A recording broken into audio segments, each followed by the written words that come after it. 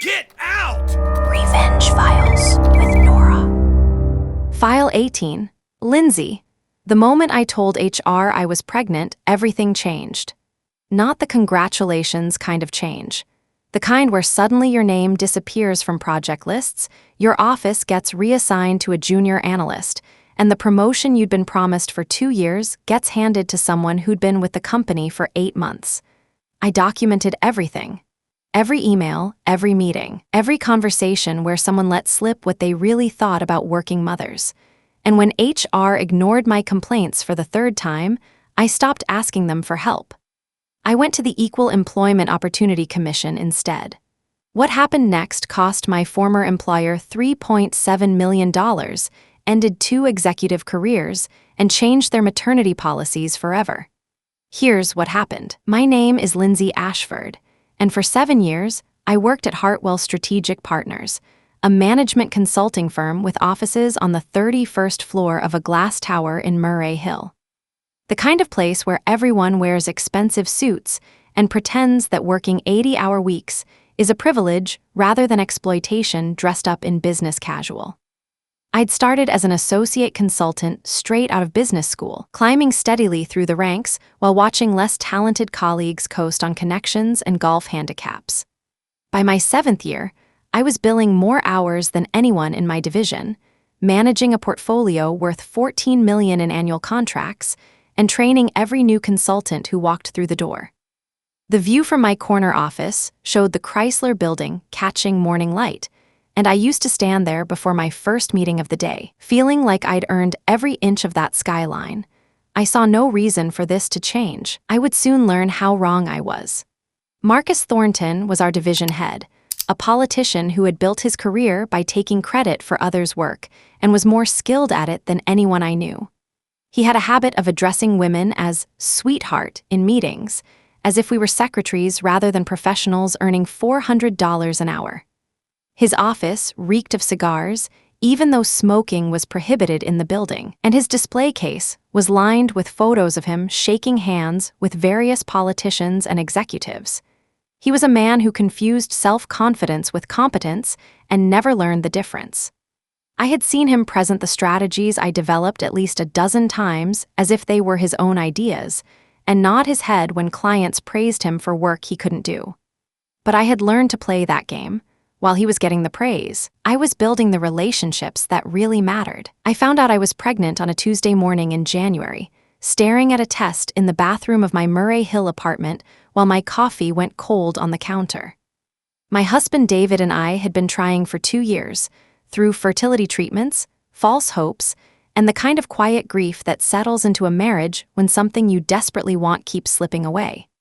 3 rounds of IVF, 2 miscarriages that we never talked about with anyone, and countless sleepless nights wondering if it would ever happen. This pregnancy felt like a miracle, fragile, precious, and terrifying all at once. I stood there for 20 minutes, afraid to move, afraid that if I looked away the lines would disappear. David found me still standing there when he came to check why I was taking so long. He didn't say anything.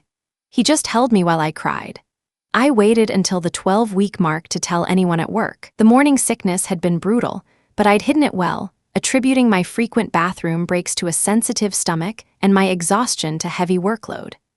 I'd learned long ago that showing weakness at Hartwell was professional suicide, that any vulnerability would be cataloged and weaponized later.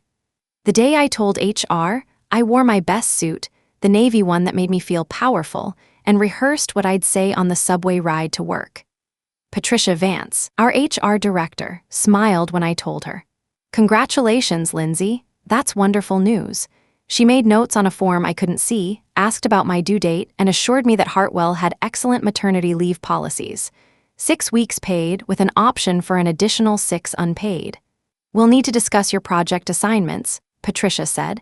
"Make sure you're not overextended as the pregnancy progresses." The meeting lasted 11 minutes. I counted, because I count everything. It's how I've survived 7 years in an industry that treats preparation as currency. After that understanding conversation with Patricia, by the end of the week, I'd been removed from 3 active projects without explanation. I think it was the biggest shock of my career. My name had been scratched off the assignment boards in the project management room, replaced with junior consultants who'd been with the firm for less than a year. The Morrison integration, which I'd been leading for 6 months, was handed to Derek Simmons, a guy who joined the firm 8 months earlier and still didn't understand our billing protocols. The Westfield Regulatory Review, my baby for 2 years, went to a team that had never handled a compliance matter of that complexity. And the Parkerson account, my crown jewel, was suddenly being serviced by people who'd never even met the client. When I asked Marcus about it, he leaned back in his leather chair and gave me that patronizing look I'd learned to hate over 7 years. "We're thinking about your health, Lindsay. These projects have significant travel requirements. Wouldn't want you to strain yourself." I'd traveled more than anyone else in the division for 6 years. I'd flown to Singapore 3 times in 1 month, taken red eyes to Los Angeles for breakfast meetings. Suddenly, my health was a concern. How thoughtful of them, right? 2 weeks later, Marcus called me into his office for what he described as a routine performance discussion. He'd never requested one before, not once in 7 years of exemplary reviews. The room felt smaller than usual, the cigar smell stronger. Through the window, I could see the Chrysler Building catching afternoon light, indifferent to what was happening inside. "We've been reviewing your recent work," Marcus said, flipping through a folder I knew he hadn't actually read because the pages weren't even separated. "There are some concerns about your performance trajectory." "Specifically?" I asked, keeping my voice level even as my heart hammered against my ribs. He waved vaguely, a gesture meant to seem thoughtful but really just buying time. "General concerns. Focus. Attention to detail. Your billable hours have dropped significantly this quarter." My billable hours had dropped because he'd removed me from 3 projects that collectively represented 60% of my workload. I pointed this out, watching his face carefully, and he shrugged with theatrical regret. "That's exactly what I mean, Lindsay. You're making excuses instead of taking ownership. A strong performer would have backfilled that capacity, sought out new opportunities. I need to see more initiative from you going forward." 7 years of initiative, and suddenly I needed to see more of it. "I understand," I said, "because sometimes you have to pick your battles, and I was already planning a different kind of fight." That night, I sat down at my MacBook and started a document I titled Everything. I began recording dates, times, conversations, emails. Every interaction that felt wrong, every decision that didn't make sense, every comment that crossed a line. I forwarded work emails to my personal account, screenshotted calendar changes, saved voicemails to an external drive. I photographed the assignment boards before and after my name was removed. I kept a log of every meeting I was excluded from, every project update I stopped receiving, every subtle signal that I'd become a problem to be managed rather than an asset to be valued. I didn't know yet what I was building, but something in my gut told me I'd need it. So I decided to listen to that voice. Think about the last time you trusted a company to treat you fairly. Did they? Or did they treat you the way Marcus was treating me, smiling while they sharpened the knife? The promotion announcement came in late April, during a department town hall that Marcus had called to celebrate our quarterly wins. I sat in the 3rd row, notebook open, professional smile fixed in place, watching him take credit for deals I'd closed and strategies I'd developed. "The Morrison account showing 14% growth this quarter," he said, "which I'm particularly proud of given the challenging market conditions." He'd visited the Morrison office exactly once, for a lunch where he'd mispronounced the CEO's name twice. "We're also pleased to announce," Marcus continued, adjusting his microphone with theatrical flair, "that Derek Simmons will be stepping into the role of senior principal consultant, effective immediately." Derek stood up to polite applause, grinning like he'd actually earned something instead of having it handed to him on a silver platter. He'd been with the firm for 8 months. 8 months. I'd been promised that exact promotion 18 months earlier, told to wait for the right time, assured it was coming soon. Derek had never managed a single major account independently. His biggest client was worth $2 million annually, less than 1/7 of my portfolio. I waited until the applause died down, then raised my hand. My voice sounded calm, professional, even as my pulse pounded in my ears. "Marcus, I'd like to understand the criteria for this promotion.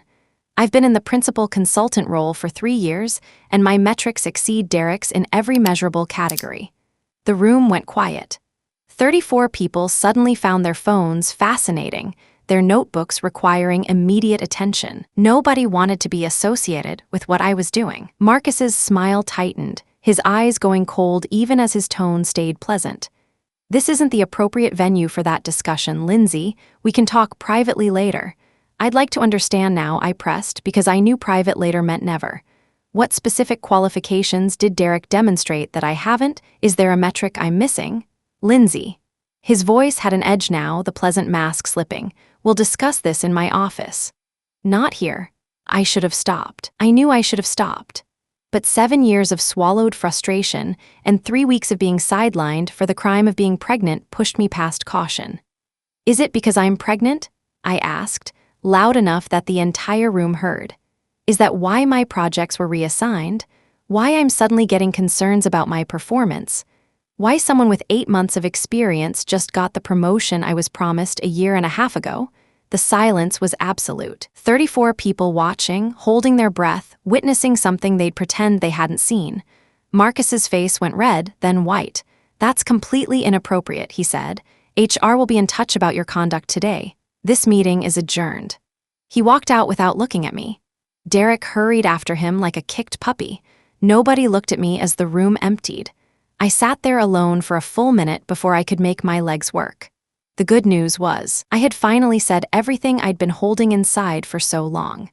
The bad news was, the written warning arrived the following Monday. Unprofessional behavior during company meeting. Failure to follow proper channels for addressing grievances. Creating a hostile atmosphere for colleagues. I signed it because refusing would have given them grounds for immediate termination, but I added a note in the margin. I dispute these characterizations and reserve the right to file a formal complaint regarding the matters I raised. That night, I added the warning to my everything document, along with screenshots of Derek's publicly available performance metrics compared to mine. The disparity was staggering. My average deal size was $3.2 million. His was $800,000. My client retention rate was 94%.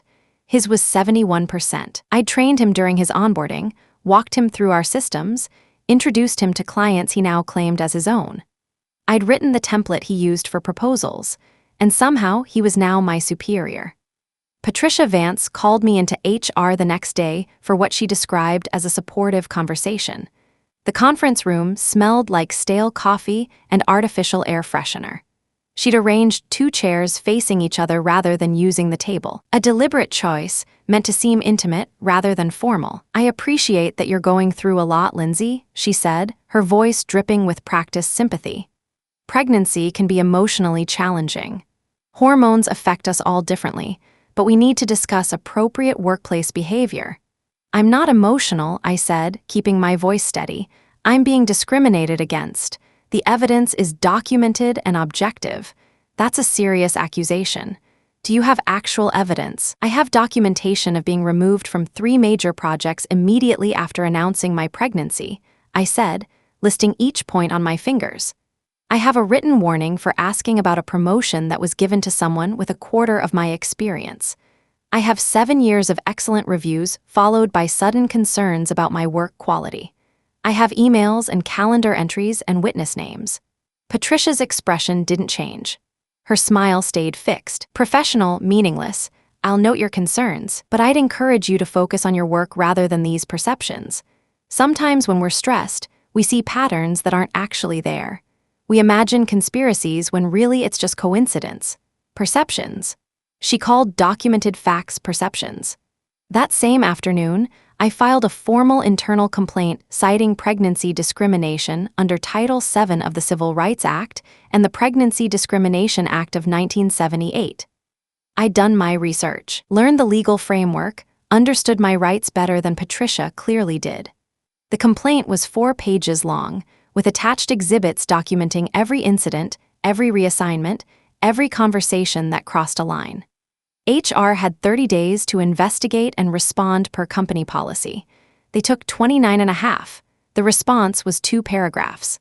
After thorough review, we find no evidence supporting your claims of discrimination. The business decisions you reference were made for legitimate operational reasons. Your concerns have been noted. We consider this matter closed. There was no investigation.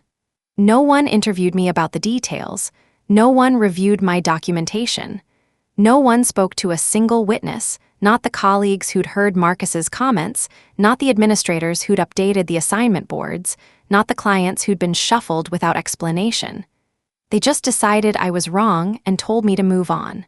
That night, I added their response to my everything document. It was now 23 pages long. The next 3 months were a slow suffocation. My corner office was reassigned to Derek, and I was moved to a windowless interior room, supposedly for better proximity to administrative resources I'd never used in 7 years. My remaining projects were taken over by junior consultants who needed mentorship, and I was thanked for being such a team player about stepping back during this special time. Special time. As if pregnancy was a vacation or an illness. My performance review in June mentioned concerns about my ability to handle high-pressure situations and questions about my long-term commitment, the first negative review I'd received in 7 years. Through it all, I kept documenting. Every slight, every reassignment, every condescending conversation. My everything file grew to 47 pages. In August, 7 months pregnant and exhausted in ways I couldn't have imagined, I was called into Marcus's office for what he described as an important business discussion. 2 other people were there. Patricia from HR and a man I didn't recognize in an expensive suit that fit too perfectly to be off the rack. The chairs had been arranged in a semicircle, me on one side facing the 3 of them. The power dynamic was obvious and intentional. "Lindsay," Marcus said, not meeting my eyes, his voice carrying that practiced regret I'd heard him use when firing vendors. "Due to ongoing organizational restructuring, we've made the difficult decision to eliminate your position. This is Robert from our outplacement firm. He'll help you transition to your next opportunity." I stared at him. "You're firing me." "We're eliminating the position," Patricia corrected smoothly. "It's not personal. There will be severance. 6 months salary and 3 months benefits continuation. 7 months pregnant. 2 months before my health insurance would have covered my delivery. They handed me a folder with separation documents and walked me to my desk to collect my things. The box they gave me smelled like cardboard and humiliation. 7 years of my career fit into something I could carry in one arm. I packed while a security guard lingered near the elevator, pretending not to watch. Only one person said goodbye, a junior analyst named Maya, who I'd mentored during her first year. She hugged me quickly, whispered, "Good luck and I believe you," and disappeared before anyone could associate her with the fallen. My everything file was already backed up in 3 places. They couldn't touch it. If you've ever been pushed out of a job you loved, you know what I felt in that moment. That mix of rage and grief and strange relief. But what I did next would change everything. That night, I sat in my apartment surrounded by unpacked boxes of office supplies and called my husband. "They did it," I said. "I'm filing with the EEOC. I'm not letting them get away with this." David was quiet for a moment. I could hear hospital sounds in the background, pages and beeps. "Whatever you need," he said finally. "We'll figure it out together. I love you." The Equal Employment Opportunity Commission has a straightforward process on paper. You file a charge of discrimination within certain time limits. The agency investigates by requesting information from the employer and potentially interviewing witnesses. They make a determination about whether there's reasonable cause. If they find cause, they attempt conciliation. If that fails, you can sue. I filed my charge the next morning, attaching all 47 pages and 63 exhibits. The intake officer, a woman named Teresa who sounded like she'd heard 1,000 stories just like mine, told me to be patient. "Don't give up. Your documentation is exceptional. That matters more than most people realize." While I waited for the EEOC to begin their investigation, I found a lawyer. Her name was Angela Morris, and she'd been litigating employment discrimination cases for 19 years. Her office was small and cluttered, stacked with files and law books and framed newspaper clippings about cases she'd won. The windows needed cleaning. The coffee she offered me was too strong, but something about that cluttered authenticity made me trust her more than any polished office ever could. She read my documentation in silence for an hour, occasionally making notes, asking clarifying questions without looking up. When she finished, she set down her pen and looked at me directly for the first time. "Let me explain your situation. Miss Ashford, I've seen hundreds of discrimination cases. Yours is one of the most well-documented I've ever encountered. The timeline is clear, the pattern is obvious, and they were stupid enough to put things in writing." She pulled out a printout, an email between Marcus and Patricia dated 2 days after I announced my pregnancy. Marcus writes, and I quote, "Need to discuss Ella situation. Pregnancy complicates promotion timeline. Want to avoid any issues down the line. Ella were my initials. Lindsay Ashford." She flipped to another page. And here, from Patricia to Marcus after my complaint. "Recommend we proceed with restructuring plan on accelerated timeline. Better to act before she becomes legally untouchable." She set the papers down. "They're calling your pregnancy a complication. They're discussing how to get rid of you before you gain additional legal protections. This is exactly what Title VII prohibits." Angela took my case on contingency. If we won, she'd take a third. If we lost, I'd owe nothing. It was a bet on both our parts. The EEOC investigation took 9 months. 9 months of waiting, of giving birth to a beautiful daughter named Alina while wondering if I could afford her medical bills, of watching savings dwindle while Marcus kept his corner office and his cigars and his casual contempt. David picked up extra shifts at his hospital. We moved to a smaller apartment in Astoria, leaving Murray Hill behind. I learned to budget in ways I'd never had to, when I was billing $14 million in consulting fees. Alina was born in October, perfect and healthy and completely unaware of the fight her existence had triggered. I held her in the hospital and cried. My life felt stuck at one point. There were moments I almost gave up. Nights when Alina wouldn't sleep and I sat in the dark, rocking her, thinking about how much easier it would be to let it go. Sign whatever they offered. Move on with my life. David found me like that one night, 3 a.m, tears streaming down my face while Alina dozed in my arms. I could see how sorry he felt for me. Then I started questioning myself. Is it worth it? Am I wasting the energy and love I could be giving to my little girl? Maybe I should just give up. David knelt beside the rocking chair, his face lit by streetlight through the window. "You're not just fighting for money, you're fighting because what they did was wrong.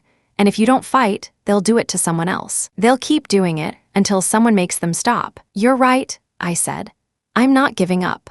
The determination letter came on a Thursday in May, 9 months after I'd been fired.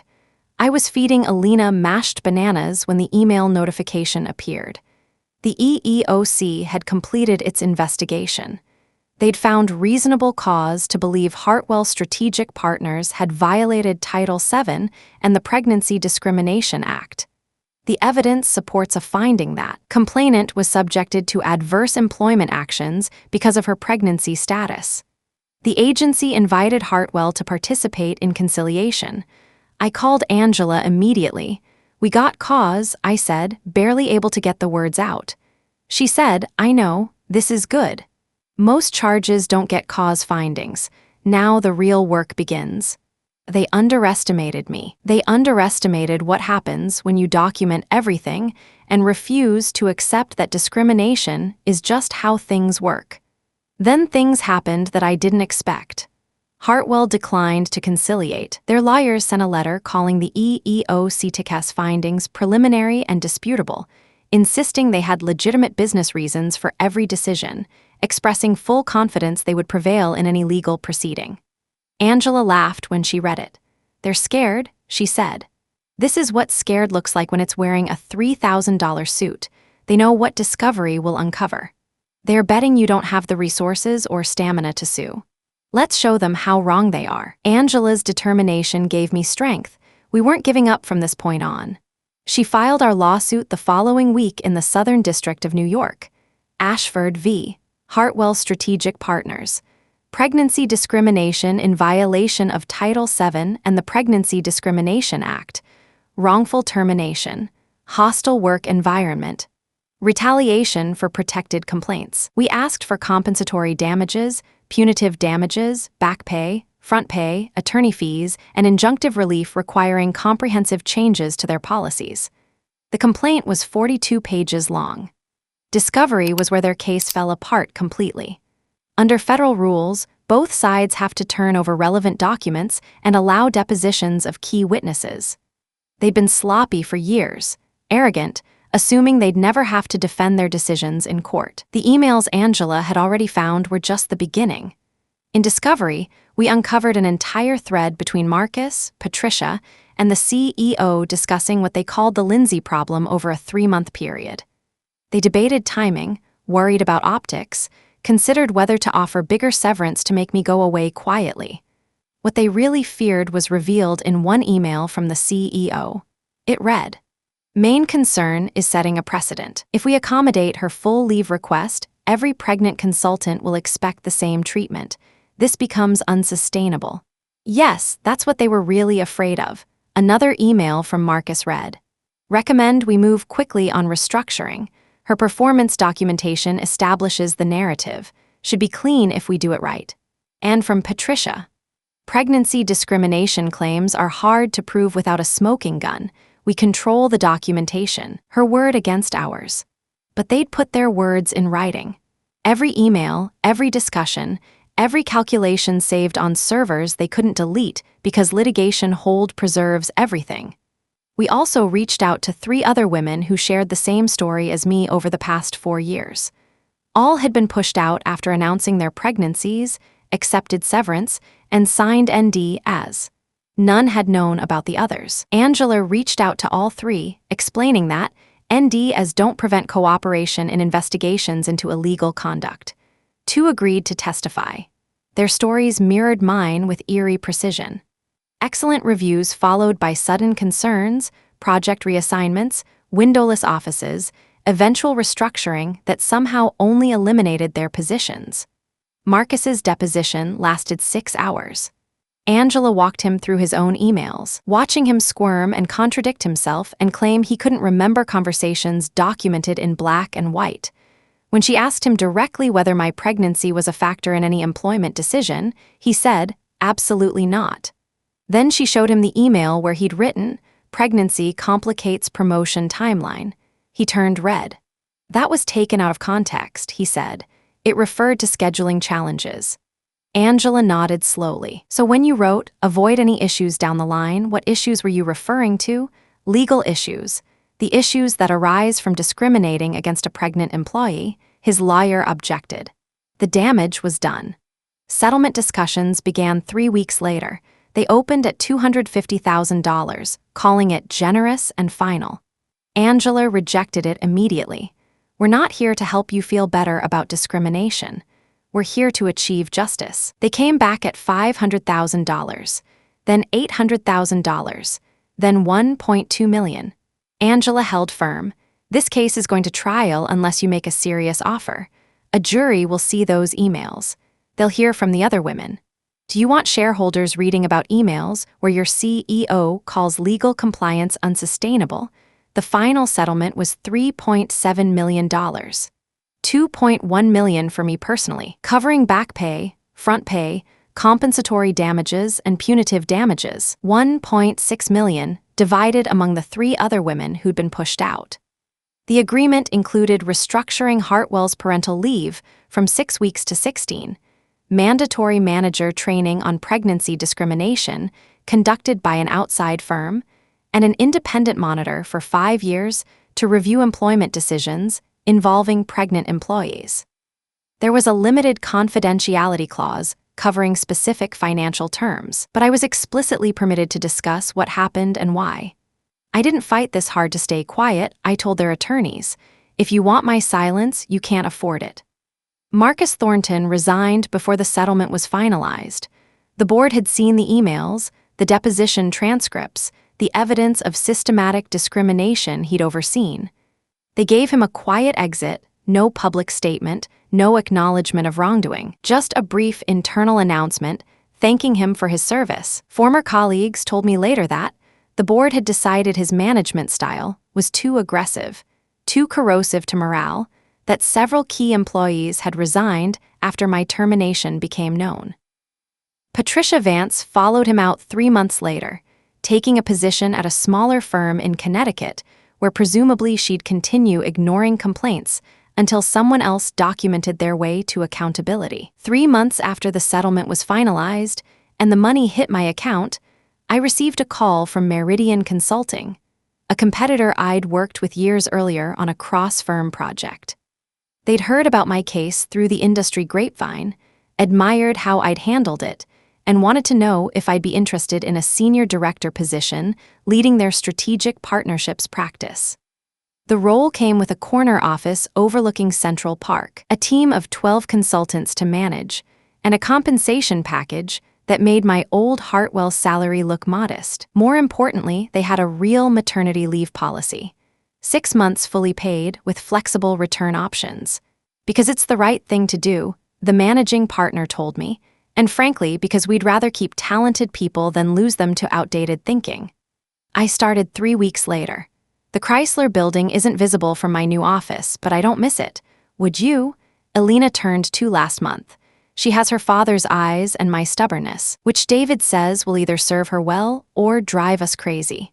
Probably both. We moved to a new apartment on the Upper West Side, 3 bedrooms with a view of the park where I take Elena on weekend mornings. I still have the everything document saved on 3 different drives, backed up automatically every night because some lessons you never forget. It's a reminder of what happens when you pay attention, when you write things down, when you refuse to accept that discrimination is just how things work. Sometimes I think about what would have happened if I'd signed that severance agreement in August and walked away quietly. If I'd believed Patricia when she called my documented facts perceptions. If I'd let them convince me that I was emotional or hormonal or imagining patterns that weren't there. $3.7 million in settlements. 2 executives removed from their positions. Policies changed at a firm that employs 600 people across 4 offices. 3 other women compensated for harm that had been hidden behind ND, as, and shame. If I had avoided this path, I probably would have joined those other 3 women, and we would never have known about each other. All of it happened because I kept a document called Everything and refused to let them tell me it was nothing. The justice system doesn't always work. I know that. There are women who document everything and still lose, who fight for years and walk away with nothing, whose stories never make it past the dismissal stage. I got lucky in some ways. I had good documentation. I found a great lawyer. The EEOC investigator took my case seriously. The other women were willing to come forward. 100 small things had to align for this outcome, and I'm aware of that every day. Here's the most important thing I learned through this experience. You can start this journey believing in yourself, but if it's a difficult road, find people who believe in you to refresh your faith in yourself. A spouse, a lawyer, a friend, a support group, someone who will remind you that you're not crazy when they try to make you think you are, someone who will help you get back up when you fall and keep going. Do you agree? Share your thoughts in the comments. The full yellow file playlist's waiting, or discover other color files for more office revenge. See you in the next file.